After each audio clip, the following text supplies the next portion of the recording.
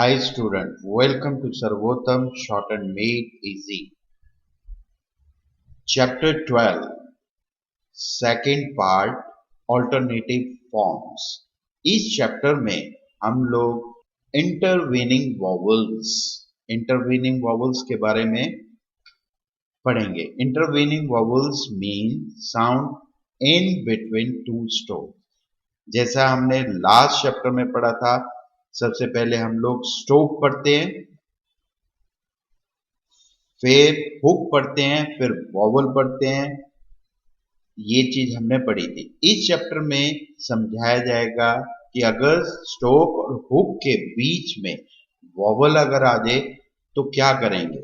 For example, जैसे बारली word है, हमने इसको लिख दिया BR वॉवल फिर ली, तो अकॉर्डिंग यू बारली बन गया? नहीं. ये क्या बना?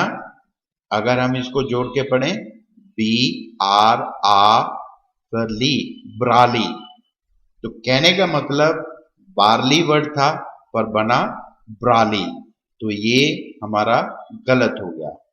इस टाइप के वर्ड्स में देखो कैसे कि हमने सबसे पहले नंबर 1 पे स्टोप पढ़ा, नंबर 2 पे हुक पढ़ा एंड नंबर 3 पे वॉवल पढ़ा.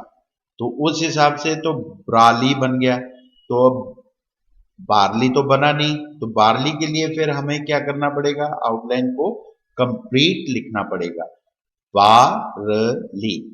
अगर इस टाइप से अगर हम लिखेंगे तो शॉर्ट तो कुछ नहीं रहा. तो शॉर्ट करने के लिए हमें क्या करना है? जैसे अभी ये मैंने नंबर 1 हमने पढ़ा था, स्टोप, हुक एंड वॉवल. इस टाइप के वर्ड को बनाने के लिए हमें ये सर्कल को यूज करना है. तो इसको कैसे पढ़ेंगे? सबसे पहले हम लोग नंबर 1 पे स्टोक पढ़ेंगे, फिर सर्कल लगा देंगे. सर्कल का मतलब होगा स्टोक और हुक के बीच में डॉट वॉवल. अगर फर्स्ट प्लेस में लगाए तो इसका मतलब फर्स्ट प्लेस का डॉट वॉवल. फिर नंबर 3 पे हम लोग हुक को पढ़ेंगे. तो इसका मतलब हो जाता है कि स्टोक और हुक के बीच में डॉट वॉवल इंडिकेट करेगा सर्कल. कहां पे लगेगा? तो सर्कल हमेशा हुक के ऑपोजिट साइड लगता है. अगर फर्स्ट प्लेस का वॉवल अगर आता है तो इस तरीके से हम लोग फर्स्ट प्लेस के लिए यूज करेंगे circle opposite side of hook. Second, इस तरीके से सेकेंड प्लेस में लगेगा. अगर थर्ड प्लेस का आएगा तो थर्ड प्लेस में इस टाइप से लगेगा. अगर डैश आ जाए तो क्या करेंगे? तो डैश के लिए हम लोग स्टोक और हुक के बीच में इस तरीके से डैश को काट देंगे. तो ये हमारे को दिखाएगा कि ये इसका मतलब है स्टोक और हुक के बीच में फर्स्ट प्लेस का डैश वॉवल है. लाइट या डार्क वो आपको दिमाग लगाना पड़ेगा. सेकेंड इस तरीके से हो जाएगा और थर्ड का इस तरीके से हम लोग काटेंगे स्टोक और हुक के बीच में. एग्जाम्पल करते हैं तो उसमें आपको आइडिया लग जाएगा कैसे कैसे वर्ड्स बनेंगे. सबसे पहले बारली, बारली. अब यहां पर हम फर्स्ट प्लेस का वॉवल है तो इसको सर्कल को इधर लगाएंगे, बारली. तो इसका मतलब बी और आर के बीच में डॉट वॉवल है फर्स्ट प्लेस का. चैलेंज, चैलेंज इस तरीके से. Sharply, SH, sharply. कॉर्नर, अब डैश वॉवल आ गया, कॉर्नर फर्स्ट प्लेस का है तो इस तरीके से काट देंगे. Tolerable, tolerable. नर्स, N और R के बीच में वोवल, NR, नर्स, ऐसे काट. टर्क, TRK सेकेंड प्लेस का है तो ये इस तरीके से ये डैश और डॉट वॉवल लगेंगे. नेक्स्ट इसमें आ गया चर. चर की साउंड हमारे पास TURE से भी आती है और CHER से भी चर की साउंड देगा. अब कैसे हमें आइडिया लगेगा कि TURE आ रहा है कि CHER? तो उसके लिए हमारे पास जैसे TURE चर आता है, तो हम TR ऐसे लिखेंगे और बीच में U को काट देंगे, तो इसका मतलब होगा इधर TURE के स्पेलिंग में अगर CHER आएगा तो CH लिख के बीच में डैश को काट देंगे, तो इसका मतलब स्पेलिंग CHER आता है। फॉर एग्जाम्पल जैसे लेक्चर, अब लेक्चर ऐसे लिखा और चर की साउंड आ रही है तो ऐसे काट दो। लिटरेचर, अब चर की साउंड आई, इसको यू से ऐसे काट दो, लिटरेचर। अब कैप्चर,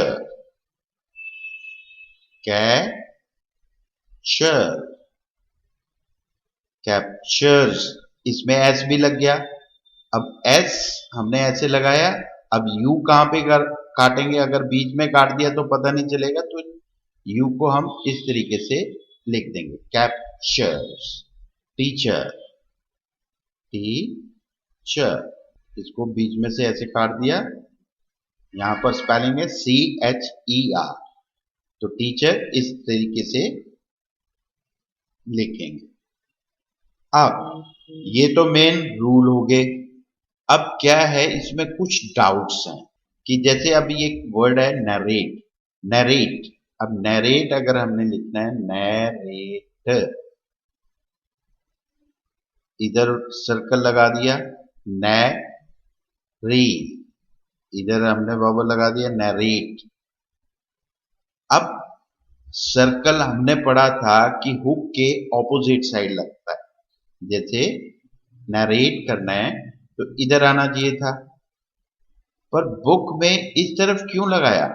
इसका कारण है कि जब सेम साइड दो वॉवल आ जाए, जैसे अगर हमने नरेट करा, इधर सर्कल लगाया और रे का वॉवल आ गया इधर नरेट, तो सेम साइड कभी दो वॉवल नहीं लगते, अगर वॉवल आ गए तो लगाने तो पड़ेंगे, तो सर्कल को हमने मूव करके यहां पर लगा दिया, तो ये तो वैसे भी इंडिकेशन देगा कि एन और आर के बीच में साउंड आ रही है, तो इस वजह से सर्कल मूव हो गया, क्योंकि सेम साइड जब दो वॉवल आ जाए तो सेम साइड तो लगते नहीं, तो ये रीजन है कि हमारा ये हुक के बराबर इधर सर्कल लगाया गया। तो ये तो डाउट क्लियर। नेक्स्ट है टोर में हमने टोर ऐसे बनना चाहिए था, टोर, अब अपनी तरफ से हमने टोर बना दिया, पर बुक में टोर इस तरीके से यूज किया गया। ऐसा क्यों? क्योंकि दो स्ट्रोक्स वाली जितनी भी आउटलाइंस हैं उनको पूरा लिखा जाता है। उसका कारण, क्योंकि कल को जब हम स्पीड पे आते हैं तो वॉवल्स वगैरह हट जाते हैं, तो वॉवल हट जाएगा, तो अगर हम इसको टोर को इस तरीके से लिखेंगे तो ये ग्रामेलोग्स भी बन जाएगा, तो हमें ग्रामेलोग्स और टोर वर्ड में कंफ्यूजन रहेगा, तो कंफ्यूजन दूर करने के लिए रूल बन गया है कि दो स्ट्रोक्स वाले जितने भी वर्ड बनते हैं उनको हमेशा पूरा लिखा जाता है। पेयर, तो इसी वजह से पेयर पूरा लिखा गया। कार, तो इसको भी कंप्लीट लिखा जा रहा है। तो ये तो डाउट्स थे, ये भी मैंने क्लियर कर दिए, ठीक है। तो अब नेक्स्ट आपने क्या करना है, सबसे पहले सारे एग्जाम्पल्स वैसे ही प्रैक्टिस करो, उसके बाद एक्सरसाइज 43 एंड 44। नेक्स्ट आ जाते हैं ग्रामेलोग्स। ग्रामेलोग्स, फर्स्ट ग्रामेलोग्स है पीपल में क्या यूज हो रहा है? पी इज ए लाइन, तो इस तरीके से cut the line people. Believe में बी यूज हो रहा है, तो ये डार्क होगा, बिलीव लाइन को काट के लिखेंगे डार्क, बिलीव बन जाएगा। टेल में टी यूज हो रहा है, तो ऑन द लाइन टेल, और लाइन को काट के लिखेंगे तो टिल बन जाएगा, और ये टी यूज होता है, टी इज ए लाइट, तो इस करके ये लाइट लिखा जाता है। डिलीवर, डिलीवर में डी यूज करते हैं, तो ये on the line deliver. Largely, largely में क्या यूज किया हमने, जे, तो जे अबव द लाइन, ठीक है। डार्क, काल, काल में के यूज होता है, तो के is a light above the line, और लाइन पर अगर हम लिख देंगे तो इक्वल, इक्वली। इसी तरीके से ओवर, ओवर में वी यूज होता है, V is a dark above the line over. अगर हम लाइन को काट के लिखेंगे तो ये however, however. This is a dark. Valuation, valuation में वी यूज हो रहा है अबव द लाइन वैल्यूएशन, ठीक है। तो ये कैसे लाइट एंड डार्क बनते हैं वो मैंने आपको बता दिया।